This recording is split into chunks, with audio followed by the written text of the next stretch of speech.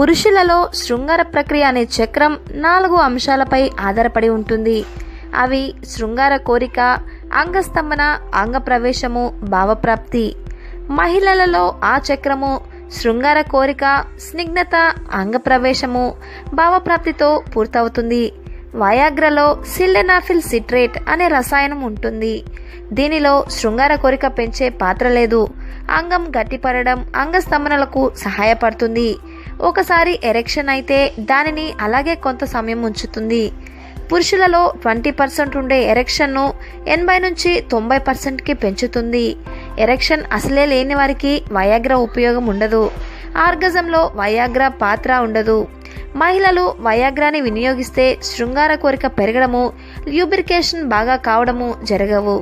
Orgasm వల్ల కలిగే సుఖంలో కూడా మార్పు రాదు. కావున మహిళలు వయాగ్రా వినియోగించిన శృంగార విషయంలో ఏమీ ప్రయోజనం ఉండదు.